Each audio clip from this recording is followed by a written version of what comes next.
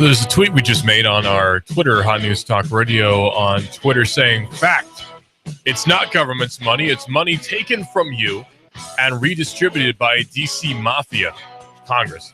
You work harder and deserve to live better. And that is so true.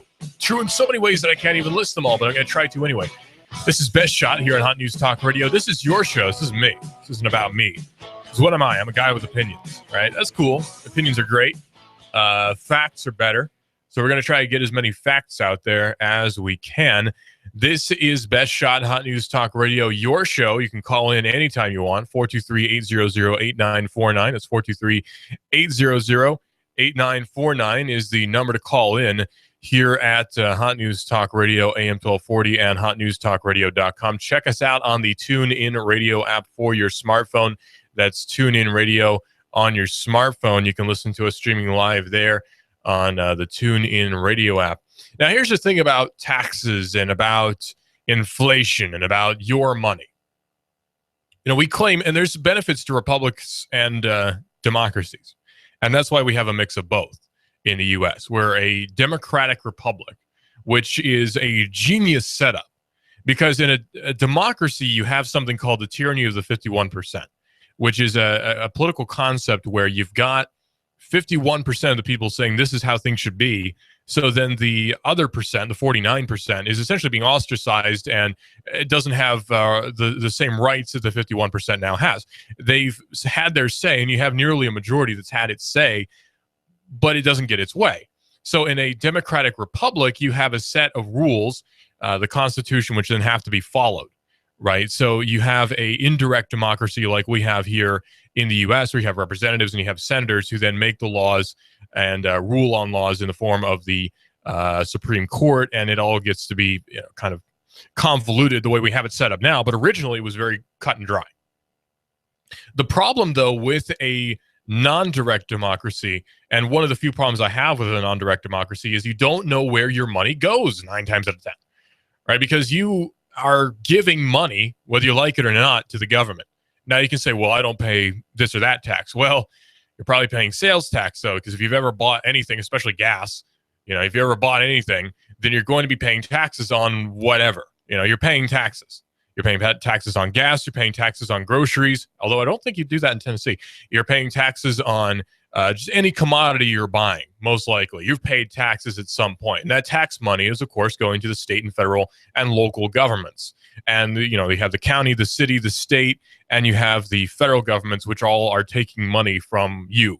And you don't know where that's going. You've no say in where that's going most of the time, because that money now is being taken out of your pocket, whether you like it or not, and being allocated to different things that either you don't even know about, because I don't know what all my money is going towards. I like to think that I'm semi-informed, but I don't know where all my money's going. And some of these things that your money's going towards, you may not even agree with. Like, say you're pro-life. Okay, great. But some of your tax money is going towards Planned Parenthood. Now, I don't agree with a lot of the things Planned Parenthood does. I'm very pro-life. Abortion is murder. It's not even abortion. It's aborticide.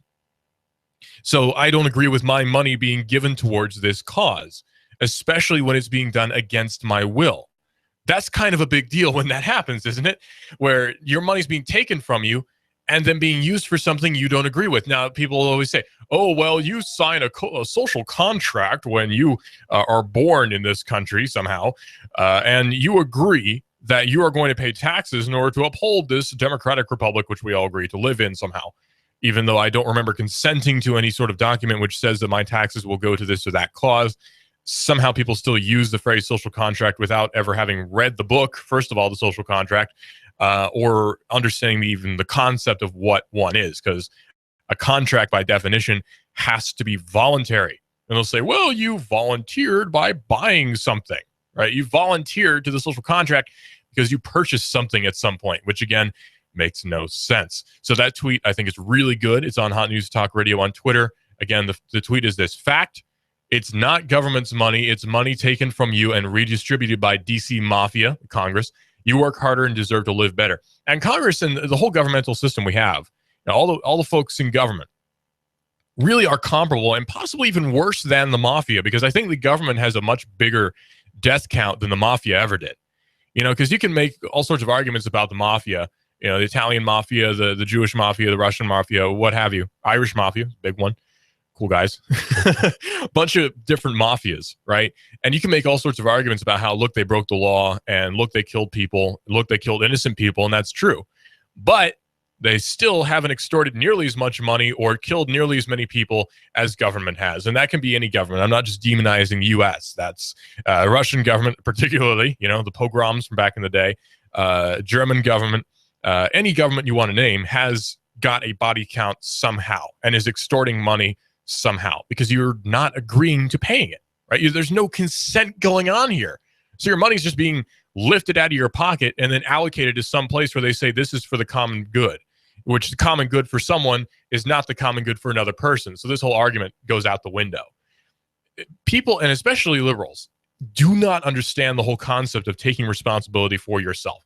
And a lot of so-called conservatives, particularly Republicans, don't get that concept either of taking responsibility for yourselves. Because even Republicans will say, well, we need this program, we need that program, because what about these people? But I want people to take responsibility for themselves, or private organizations to take responsibility for other people in the form of charities, because that's fine too. I'm not saying people should be left alone entirely, and if you're poor, too bad. You know, because there are private organizations which will pay for people. There's churches, there's charities, there's all sorts of things that don't have a .gov website. You see what I'm saying? So we don't need all these different programs in order to take care of people. We can have programs that are not on a .gov website that don't get federal grants. It's people, for some reason, it's very hard for people to get, and I don't know why. Because this is something that I've been brought up to understand, and I've been taught my whole life. Possibly it's because I didn't go through the whole public schooling system, right? Like I wasn't part of the re-education system, or I wasn't schooled by some teacher who's got some textbook that tells her what to say to all the kids. You know, she says, what do you think about the federal government? Well, you know, I think it's questionable what some of the policies are. No, the federal government is here to protect you, she says from her very well scripted textbook. And maybe I'm being sexist by assuming that the teacher's female. I don't know, but it's so frustrating to me that there are people who really want to not only keep the programs that we have, but increase the ones that we have to the point where we're creating new ones. Look at people like Bernie Sanders, right? And I know beating up on Bernie Sanders is the cool thing to do, but he is a socialist, you know, no matter what word he puts in front of socialism, it's still socialism. Democratic socialism just means we get to vote on who we steal from. You know, it's still socialism. It's I'm going to vote on who we're going to steal from this year. So it's still stealing. It's still socialism. And let's not pretend here. Let's not, you know, have any bones about what's going on. We have socialism in America. Now, it's not full-blown communism, but look at some of the programs we have. It's totally socialism. And we keep fooling ourselves saying, well, at least it's not socialism. But it is. It totally is. Look at FDR. He was very socialist in a lot of his policies. And that's highly controversial to say because we've all been brought up, or at least a lot of us have been brought up to think that FDR was a saint in so many ways. And that's not to say everything he did was bad or he himself was Satan incarnate, right? He's the Antichrist because he had good intentions. But you know what they say about those. You know, and I've been to the Hot Springs, Georgia, you know, where FDR had the sort of the resort in Georgia. I've been there.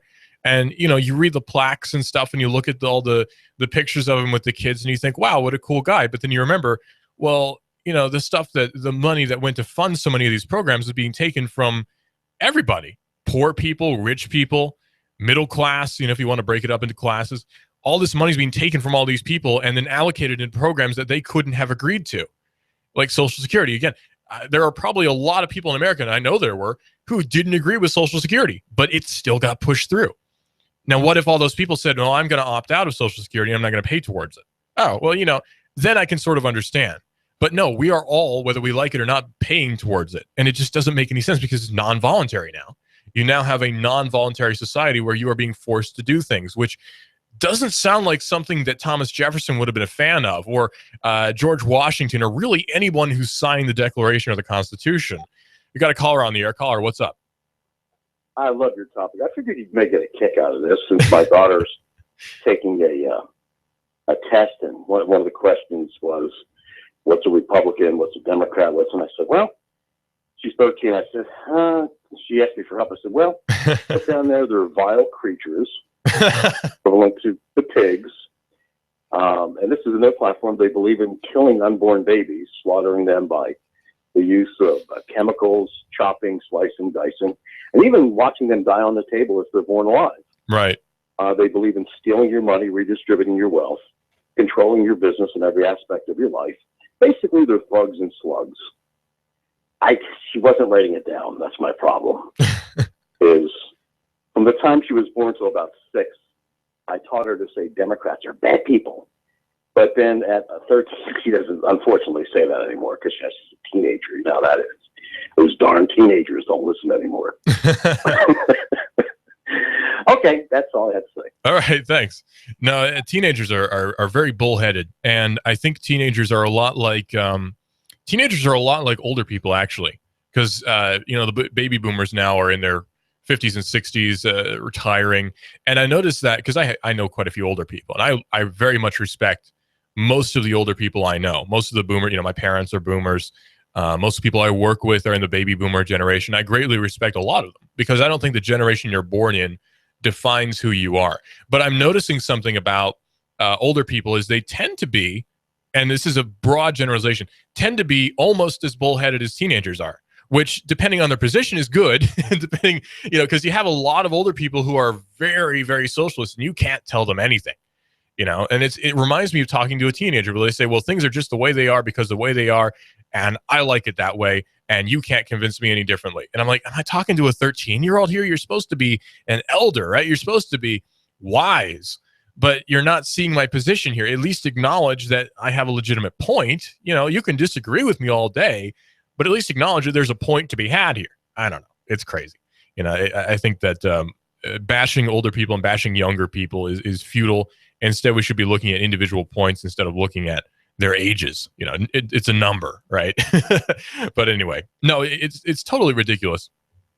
The public schooling system, how there's so much more federal control being placed over it more and more as the years go by. Look at what's going on with Common Core, highly unpopular with both teachers and with regular, average people who have kids in school.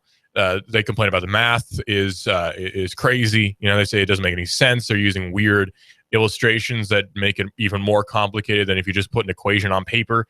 There's problems that we're having with the history classes that we have through Common Core. And particularly, too, Southerners like to be a lot more independent than Northerners are. And that's, again, a broad generalization. But Southerners sort of have our own identity, right? We're all very, and I know I don't sound like one, but I actually I promise you I am. I was born in Erlanger Hospital, for heaven's sake. I live in Georgia, so I am Southern. I guess the accent was beaten out of me or something. I don't know. But probably too much TV is what did it, because you don't see a lot of people with Southern accents on TV. And I watched a lot of that when I was a kid. So maybe that's it. And the internet, too. But no, I am Southern. And I have a fierce independent nature to me that I think a lot of Southerners share with me is this fierce independent nature where I don't like other people telling me what to do. And that really does leak into my perspective on politics too, where as soon as someone says, well, we need to do this or that, I immediately say, well, why do I need to do what you tell me to? Who are you to tell me what to do? Because you're just some guy with a suit who I didn't vote for. So who are you to tell me what to do? And again, maybe that's my young millennial rebelliousness, but I think it plays in my favor a lot. It plays in my favor because I don't want other people telling me what to do. This is Best Shot here on Hot News Talk Radio. This is your show, not my show. I talk too much. This is your show here on Hot News Talk Radio. Call in 423-800-8949 is the number to call in at Hot News Talk Radio. 423-800-8949. That sound you're probably hearing in the background is my phone going crazy because people are texting me because apparently they're listening. So that's a good thing, I guess. 423-800-8949 is the number to call in. We're drawing a lot of content from our Twitter account here at Hot News Talk Radio. Twitter, go to Hot News Talk Radio on Twitter, and you can see all of our very inflammatory tweets. I'm not nearly as inflammatory as the guy who tweets these tweets. I don't know who he is, but he's very inflammatory. Anything he posts on Twitter is going to make someone mad or make someone clap with joy. No matter what side of the political spectrum you're on. And I think that's really cool because we all need to be challenged. Because I hate this, oh man, it drives me nuts, this mentality of like, oh, if you disagree with me, I just can't be friends with you, and I'm not going to hang out with you. I'm not going to be friends with you on Facebook because you post things that I disagree with. Listen, I'm friends with people on Facebook who are Bernie Sanders socialists, and I'm friends with people on Facebook who are way on the other side, way more anarchistic than even I am. And that's saying something. That's saying something.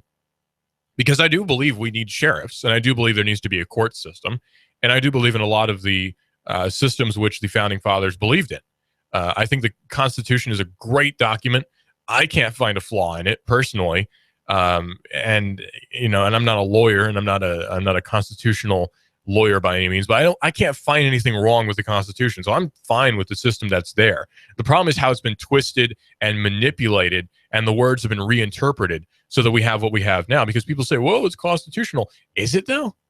Okay, I'm a big Second Amendment advocate. I think you having a gun is one of the biggest expressions of freedom that you can have.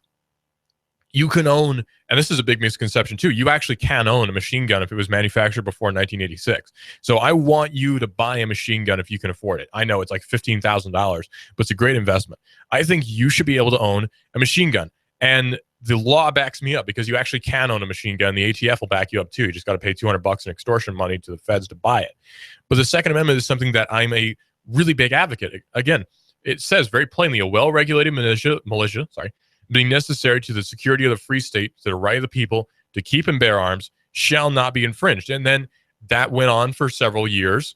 And then eventually someone said, well, wait a minute, what is it anyway to bear arms? What is it to keep arms? Let's redefine some of these words. So now states or feds can say, well, you got to pay us some money first because this kind of gun we have determined is more dangerous than that kind of gun and really doesn't serve any sort of sporting purpose. It's mostly military. So in 1986, we're going to pass a bill that's going to make it so you have to pay a tax stamp on this gun. And actually, the National Firearms Act was in the 1930s, I believe, which put restrictions on suppressors, fully automatic weapons, and short-barreled rifles and shotguns. And, it was to combat the mafia back in the day where, again, the mafia thing, where they were on the side runners of the cars, and they had their Tommy guns under their jackets, and they had their short-barreled cut-off shotguns under their coats, and they would go in and rob banks, and you know how it was. But do you really think that regulating the firearms is going to stop the mafia guys? Like, suddenly you have to get a piece of paper that says it's okay to own this shotgun. That's going to stop a mafioso who already has one, or can just buy one and cut it off and not care about the tax stamp because he's going to break the law anyway. And I'm probably talking to the choir. I'm probably preaching to the choir because we're in the South after all. Most of us own guns or are fine with guns or know people who have guns. Everybody's uncle hunts deer, but it just boggles my mind sometimes, the amount of regulation that we push on just ridiculous things. Like suddenly this kind of gun is more dangerous than that kind of gun. We're not talking about depleted uranium blanks here. We're talking about 5.56 by 45 ammunition, right? We're talking about 0.223 millimeter ammunition. 0.223 caliber ammunition that's not any more deadly in this gun than it is in that gun. It's just ridiculous. It's so ridiculous. And another tweet that we've got on the Twitter, by the way, is a bunch of jihadis with AK-47s and cartoonish bombs running around with T-shirts that say "Radical Islam, death to America, death to Israel, death to the West." And then there's Obama running around next to him with, "Remember, Islam means peace," and a smiley face. Well, actually, Islam means submission, but that's a whole nother topic for a whole nother day. The whole idea of people being Islamic apologists who've never read a Quran just doesn't make any sense to me. And I'll admit, I've never read a Quran. But looking at numbers and looking at statistics, and you look at these surveys that say that a very large percentage of Muslims in America support Sharia, and a large percentage of Muslims in America believe in violent jihad, it kind of makes you wonder, right? Maybe these guys don't have great intentions. Maybe these guys don't have peace on their minds, And you hear the guys who are saying, well, I denounce these attacks in, say, Chattanooga, and that's cool. And I'm sure that the majority of the guys in Chattanooga who happen to be Muslim are the more, moderate kind who don't want there to be violent jihad and don't want to actually blow up the aquarium. And that's cool. But when you look at the teachings in the book, from what I've read anyway, it seems to be quite violent. So what's the deal with everyone saying, well, it's a religion of peace? I've never actually read anything, but it's a religion of peace. There doesn't seem to be a whole lot of evidence pointing toward that, from my perspective anyway. There doesn't seem to be a whole lot of evidence pointing towards it being a religion of peace, because if you look at how a lot of them are operating in their homelands, it doesn't seem to be very peaceful. Call me crazy, but somehow the Syrian civil war doesn't seem to be particularly peaceful.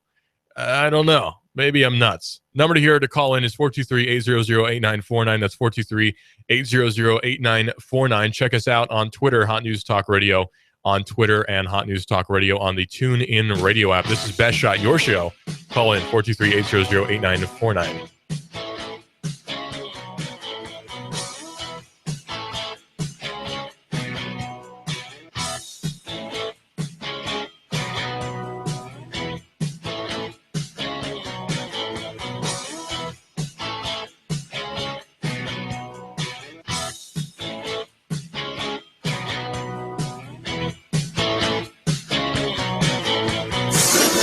You give us 12 minutes and 40 seconds, we'll give you Chattanooga and the world. News Talk 1240. AM 1240 Hot News Talk Radio, with your chance to win $124 in cash and $124 in food every week with the Hot News Talk Radio 5 Guys Burgers and Fries 1, 2, 3 NASCAR contest. All you have to do is guess who's going to be first, second, and third place in the upcoming NASCAR Sprint Cup race. If you guess it, you'll hear your name live Monday morning at 11:30. Then call AM 1240 Hot News Talk Radio to win. Enter your guess right now at 5 Guys Burgers and Fries, 153 in Hickson, featuring the juiciest 100% all beef, have it your way hamburgers and the most delicious milkshakes in town. Enter your guesses now at 5 Guys Burgers and Fries, Route 153 in Hickson. Then listen to the race live to win $124 in cash and $124 in food from 5 Guys Burgers and Fries and Chattanooga's official NASCAR radio station. Hot News Talk 1240. I love NASCAR.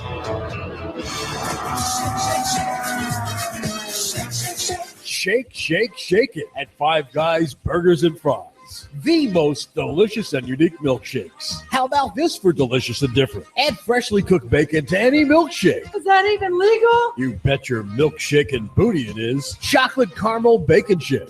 Coffee caramel shake. All hand blended. Shake, shake, shake it. Down at 5 Guys Burgers and Fries. Just about any flavor shake that you can imagine. And they are delicious. Get your shake, shake, shake on at 5 Guys Burgers and Fries. 5 Guys Burgers and Fries, located in Hickson at North Point. Gun Barrel at the Walmart Center. Downtown 4th and Broad. And in Cleveland at Keith and Stewart. Expect lots of clouds and breezy weather for your Thursday with morning showers and thunder showers passing through. Then a little break in the action. Highs lower 70s. Tonight, more rain and a few strong storms will march in from the west, diminishing late. For Friday, drier, still warm. Highs back into the 70s, sunny and cooler for the weekend. Abbas House in Hickson is presenting their summer musical theater camps. Elementary camp meets June 13th through the 20th. Advanced camp is June 27th through July 1st. More at abbashouse.com. And I'm Swartine 12 Chief Meteorologist Patrick Orr on AM 1240 Hot News Talk Radio. Need more of your tax money back faster? EJPelton.com. Save time and money now. EJPelton.com. You wouldn't want to go to a dance by yourself. So why dance with the IRS alone? EJPelton.com. Get more of your money back faster now. EJPelton.com. For you and your business. EJ Pelton Tax Resolution and E-Filing Services. You earned it. Now keep more of your money. EJPelton.com. Offices in Brainerd and Saudi. EJPelton.com. Yeah, I'm the tax man. Sign up today. You want to take these classes. 50% off. Limited time offer. 50% off of all classes at P5 Preparedness. Space is limited. Sign up today. 50% off of all of their classes at P5 Preparedness. P5 Preparedness on East Brainerd between Gun Barrel and I-75. Look for the Green Army truck, 423-602-2175. Look for us on Facebook. Here comes Dale Earnhardt Jr. He's got third. He's going for second. Earnhardt going for the lead. The NASCAR Sprint Cup Series is on the Motor Racing Network. Hot News Talk 1240. Hear it live on the Motor Racing Network, the voice of NASCAR. Check it out live on Chattanooga's official NASCAR radio station. Hot News Talk 1240. AM 1240 Hot News Talk Radio with your Hot News Now update. A Chattanooga cop has been relieved of duty and a TBI investigation has been opened following allegations of sexual assault while on duty. A complaint was filed against Officer Alexander Ego, claiming that he had engaged in inappropriate sexual behavior and sexual assault while he was working. An internal affairs investigation is now working to determine if these claims are true. Tennessee Governor Bill Haslam and TDOT Commissioner John Schroer have released a TDOT's annual 3-year transportation program. Contained within are some fixes for Highway 60 in Bradley County, Appleton Pike in Ooltewah-Ringgold Road, and a right-of-way budget for fiscal year 2017. And the Cleveland Police Department is now searching for a suspect following an armed robbery on Paul Huff Parkway at the Rite Aid at 10 p.m. Thursday night. Officials say the suspect is a white male driving in a white truck. If you happen to spot this person, call 423-476-1121. If it's going on in the Tennessee Valley, it's going on Hot News Talk Radio. You give us 12 minutes and 40 seconds, we'll give you Chattanooga and the world. News Talk 1240.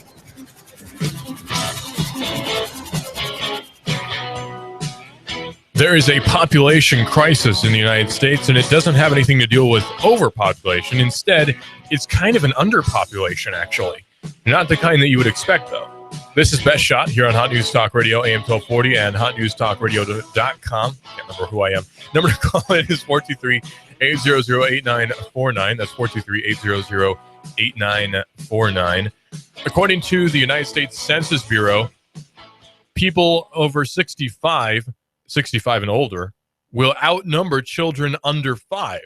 So essentially, we are not replacing ourselves in America, which, again, is you could attribute this to a lot of different cultural phenomenons. You could attribute it to abortion, which I'm sure is a huge factor. You could attribute it to married couples using birth control, which, again, it's their choice. You could attribute it to that. That's not saying that that's necessarily a horrible thing. It's just saying that this is a factor in this particular problem, right? It's not saying, oh, you are evil for using birth control while being married. It's just saying that that's what's happening, and that's what's causing or is contributing to lower birth rate. It just is what it is. According to a report entitled An Aging World 2015, for the first time in human history, people age 65 and older will outnumber children under age 5. The crossing is just around the corner before 2020, says the report. These two age groups will then continue to grow in opposite directions, it says. By 2050, the proportion of the population 65 and older will more than double that of children under age 5. So there's a crisis now in America, a population crisis that doesn't have anything at all to do with overpopulation. It's actually an underpopulation in people who are 65, or rather an underpopulation in people who are young, and an overpopulation of people who are old. Now, this is not old people's fault for being old, and it's not really young people's fault for not being enough of them, right? You're not existing enough. What's your problem? It's a problem that can be attributed to many, many, many things. I'm sure that abortion is a huge factor here. Probably younger people using birth control is a huge factor here again. And there's a lot of different things you can factor in. Single people simply not wanting to have children, again, is another big thing, where not making enough money to have children is a huge factor as well, where you're young and you're married and you want to have kids, but you really can't afford to have kids. You're working a job, your wife's working a job, you're barely making ends meet, and you can't have kids. As a result, you just can't. In your view, anyway, you can't afford to do it. So this is a huge problem in America. It's something that's not really properly being addressed. And then the question that needs to be asked too is, how do you address this problem? How do you look at this and say, well, this is how we fix it? This is what we can do about this particular population problem in the U.S. Do you have an idea about how we can do it? Well, tweet at us, Hot News Talk Radio on Twitter. That's Hot News Talk Radio on Twitter, or call us 423-800-8949. That's 423-800-8949 is the number to call in. We like to blame someone who isn't us for all of our problems. And that's a cultural thing, where I want to say, all of America's problems are the fault of, let's say, President Wilson, right, for the Federal Reserve Act. And I think that's a huge problem. And that's something that is definitely kind of his fault for signing it into law. The Federal Reserve should not exist. It should not be a thing. Inflation should not exist, and it should not be a thing, at least to the degree that we have it today. Inflation is one of the bigger forms of theft that we have in America and around the world, and it's not really being addressed properly. Think about inflation. And probably you don't think about inflation too much because we just accept it as something that is a thing and it's going to continue to be a thing, and it's just inflation. It's what happens in every economy. But think about the inflation rate. It used to be back in the day, $30,000 was a really good salary. $30,000 a year was a really, really good salary. Let's say that your parents, when you were born, say in 1975, let's say you're approaching your 50s, or your 40s, I should say, we're making $30,000 a year. Okay, $30,000 a year.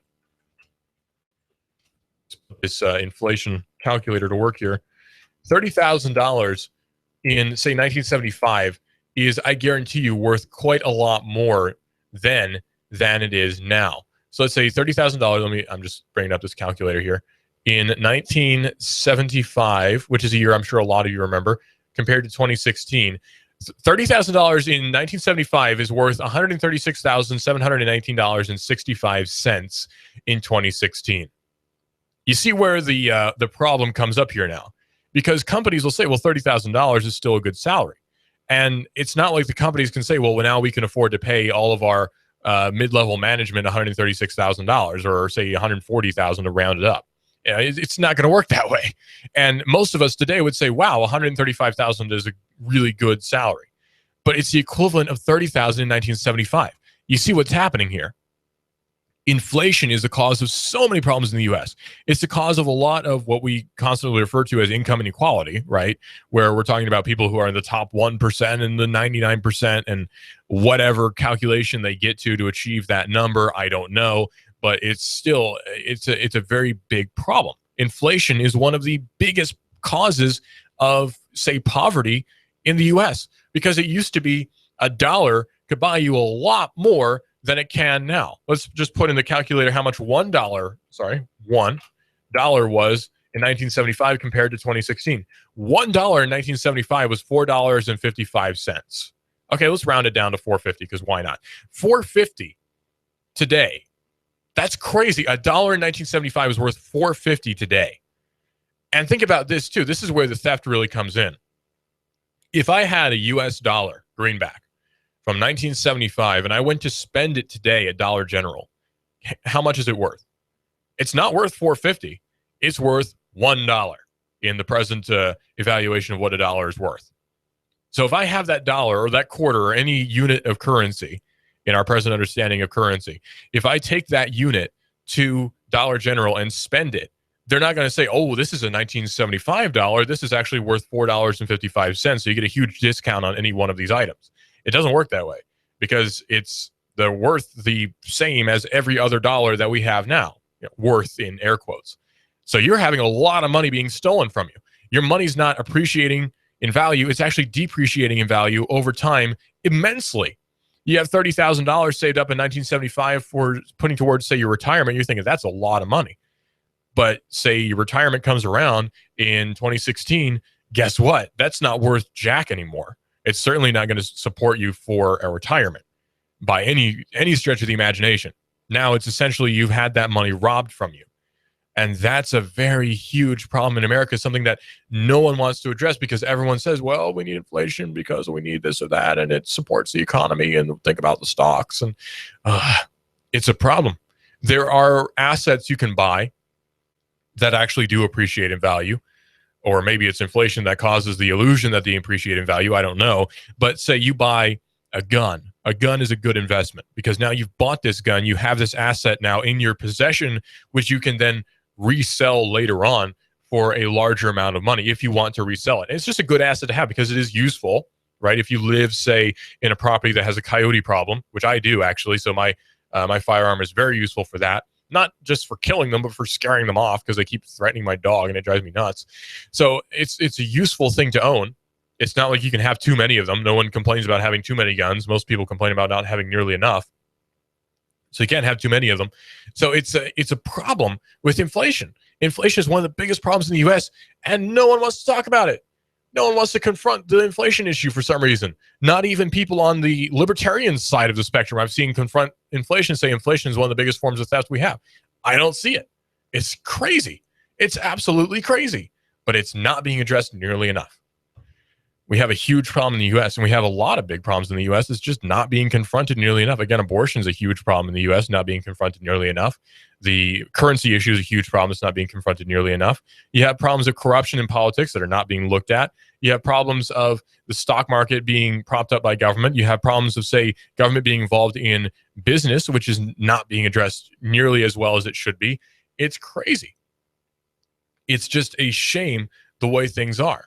And it's hard to see any way that we can address it in any sort of immediate fashion, or we can say, well, we need to pass this law and it's going to fix everything, right? Well, we're going to pass this bill and it's going to fix everything. Because if there were a bill that would actually fix anything, it's not going to get passed in Congress. I guarantee you. They're going to look at it and say, well, actually, this would take money out of our paychecks.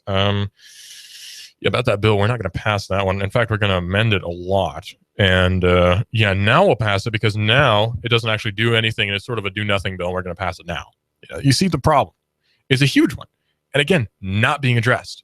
None of the problems that we have, real problems that we have in America, are really being addressed. Instead we have straw men and we have pseudo issues and we have things that are really not causing that much of a problem overall. Like I said, the immigration issue is a problem, but it's not the biggest issue that we have. It's not the biggest immediate threat to the U.S. No one wants to confront the biggest immediate threat that we have to the U.S., which again, I would posit is both inflation and some of the international bills that we have that are causing big problems again with lost my words. They're causing huge problems with import-export. Like, say, look at the Trans-Pacific Partnership. Lots of people don't actually know what's in the Trans-Pacific Partnership. But again, this is an issue that no one really on the political stage wants to address. I've seen it mentioned, but it's not going to be addressed in the way that it should be. Rand Paul addressed it, and guess who's not running for president anymore? Yeah, Rand Paul. He's not like my first choice, although if he were the Republican nominee, I wouldn't exactly be crying over it.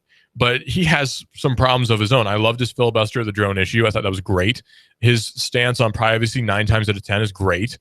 That's cool. But again, the issues that are being addressed on the political spectrum and the mainstream on the presidential stages are really not the biggest issues that we have, quite frankly. The domestic issues that we have that are actually going to cause potentially a collapse are really not being looked at nearly hard enough by people who are running for president right now. Because I'll give Trump some points. He does address some cool stuff. Like when Trump gets up on stage and he says just outrageous things, I'm thinking, wow, what a shakeup. This guy's causing a shakeup. And Sanders says stuff that's controversial and causes a shakeup, and that's fine. Clinton says the same stuff Clinton's been saying for years, or at least since she tried to run for president. Now she's saying the same thing since then. She's flip-flopped so much, it's ridiculous. She flip-flops so much on so many things. It's crazy. The political world we have is kind of crazy. And this is Best Shot here on Hot News Talk Radio. I know I went off in kind of a tangent. This is Best Shot here on Hot News Talk Radio. Number to call in, 423-800-8949. That's 423-800-8949 is the number to call in here at Hot News Talk Radio. Check us out on Twitter. That's Hot News Talk Radio on Twitter, where you can send us all of your complaints and redresses of grievances on our Twitter account. That's 423-800-8949 is the number to call in, and the Twitter account is Hot News Talk Radio on Twitter. Here's the thing, something that's kind of funny that's been posted on our Twitter account here. 2 different posts. One of which is, I agree with Cruz on politics. He was born in Canada. Is not qualified to run for the presidency under the Constitution, and yet still kind of is. I wonder if no one's really brought up that issue too. Cruz was born in Canada, and so really shouldn't be running for president, no matter how much I might agree with him on stuff. Kind of was born in Canada. And you could say the same thing about Obama. There's papers that say he's born in Hawaii. There's other people who say he was born in Kenya. I've not looked into the issue enough to say one way or the other.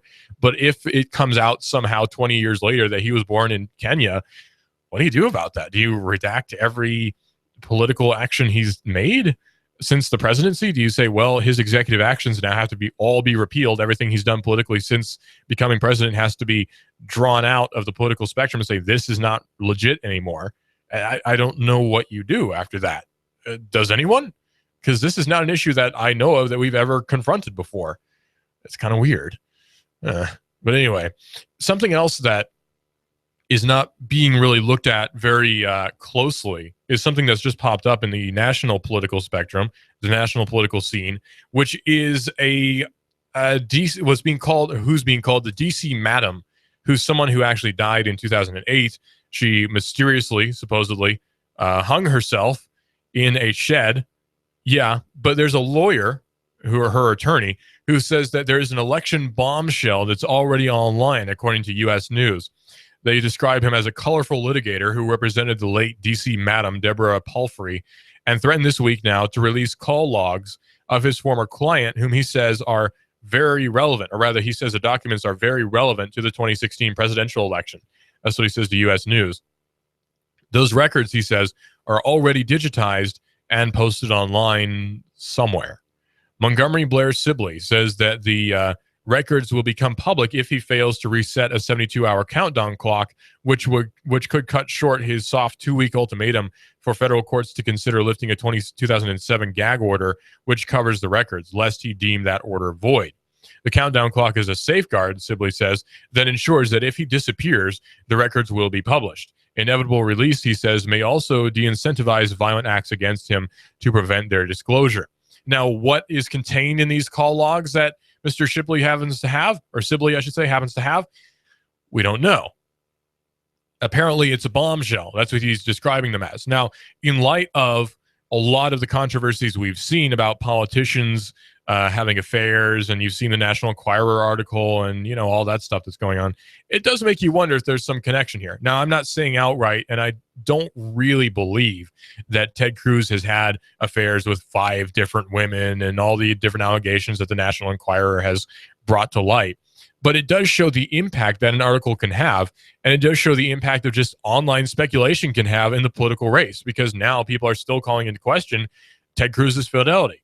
Now, I'm not calling into question Ted Cruz's fidelity because I don't know. I don't live in his mind, and he seems to be a loyal kind of guy. He seems to be loyal to his wife. But again, I can't say one way or the other because I'm not in his shoes or in his pants either. I guess I don't have a surveillance camera aimed at Ted Cruz that shows what he does all the time. But nevertheless, scandals like these cause problems in the political scale. Whether or not you believe them or not, or whether or not they're true, it still causes a shakeup. That can be very dangerous to his campaign. And again, I agree with Cruz on a lot of stuff politically. I think that he is wrong on some points, but on a lot of points, he's right. Like, say, his view on the IRS is, to me, top-notch. Now, I've not read into the IRS issue too much. I'm not a lawyer. I'm not someone who reads into the IRS very much at all. But when I hear eliminate the IRS, my ears perk up and I say, oh, really? Eliminate the IRS, you say, and a fair, flat tax plan. I go, oh, really? Now, that's a step in the right direction, but it's not eliminating the idea of involuntary taxation, which I very much disagree with, involuntary taxation. And that's something else, by the way. Okay, I'll finish up at this point, then I'll get to what I want to say. The records are stored on 4 different servers around the world, this particular attorney says, and dozens of reporters will receive a website link if the clock is not reset.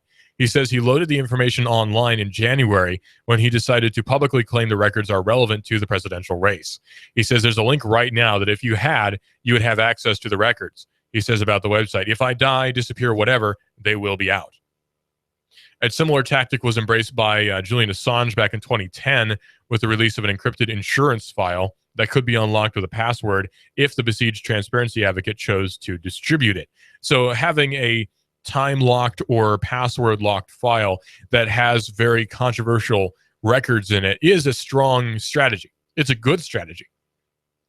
So say if I say that I'm worried about disappearing without a trace, or I'm worried about having my brake lines cut and crashing into a wall or something, you know, these things happen and have happened to different journalists where they crash into a tree and their car bursts on fire mysteriously. This has happened to journalists who have said they're being chased by the FBI.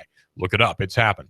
So if I were worried about that, a good course of action, because I do know people who are very IT savvy, I could probably set up a dead hand system where if I disappear, a lot of information goes out there. Now, presently, I don't have a whole lot of info that's particularly inflammatory. I'm regular Joe, right? But if that were to happen, that's a good insurance policy, as Assange called it, an insurance policy.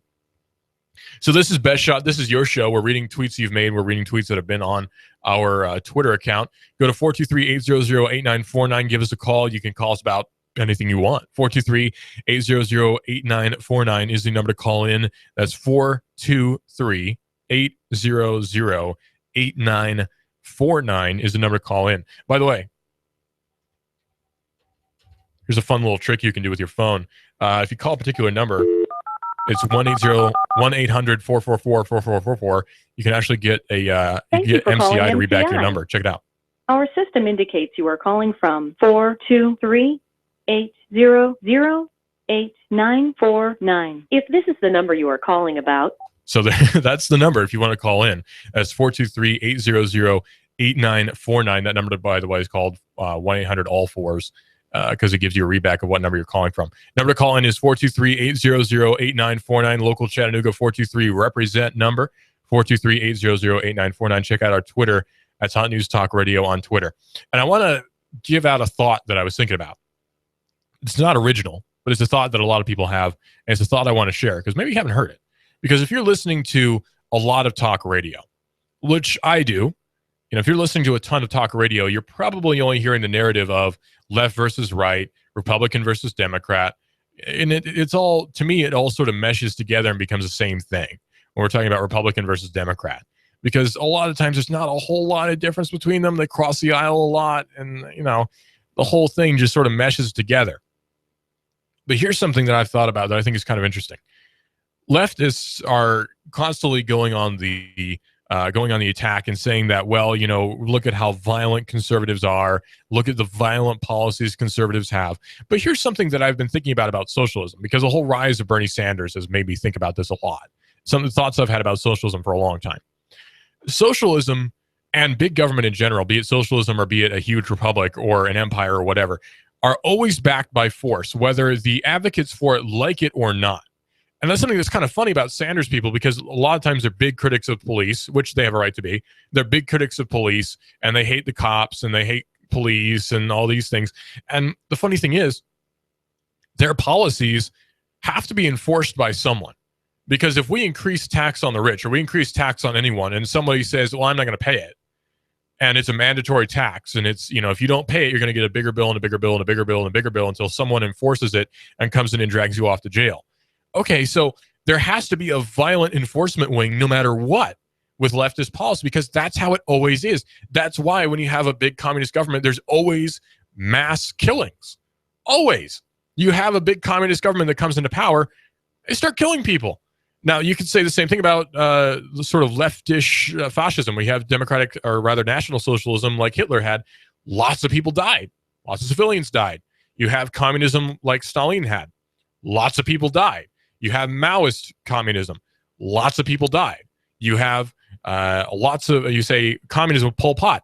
Lots of people died. Name any communist dictator or fascist dictator or leftist dictator you want. Lots of people die. Because these policies are all based on force. They have to be. Anytime you have any sort of enforcement wing that requires government programs, they are based in force. They are backed by force. They are backed by a gun, a state-owned gun, not a citizen-owned gun. It's always a state-owned gun. This is a gun that belongs to the IRS. This is a gun that belongs to your local police agency. It's a gun that belongs to the secret police. This is a Stasi gun. This is a DPRK gun. This is a gun that belongs to the Communist Party of China. It doesn't matter. It's always a gun being pointed at a citizen by a government. You see the problem here? So leftist policies are always backed by guns. Leftists love guns. They just don't want you to have them. You see? Leftists love weapons. They love guns. They love big government. They just don't want you to have access to that same weaponry. They don't want you to have access to a gun, because the base policy is, whether you like it or not, whether they realize it or not, is they don't want you to be able to fight any sort of government or oppression or force being used against them. It's always that, without fail. Leftists don't want you to have guns because you can use them to defend yourself. They love it when government has guns because they can use them to enforce government laws. They can use it to enforce welfare programs, to enforce higher taxation. And that's what it comes right down to. This is Best Shot here on Hot News Talk Radio, AM 1240 and hotnewstalkradio.com. That's why we need elected sheriffs to defend us against people who have guns, who want to take away your freedom. That's why you need to have a gun too, so you can attack people who want to take away your freedom, be it a robber who's robbing your house or someone who's doing something maybe a little bit different. It's Best Shot here on Hot News Talk Radio, AM 1240 and hotnewstalkradio.com. Check us out on Twitter, Hot News Talk Radio on Twitter.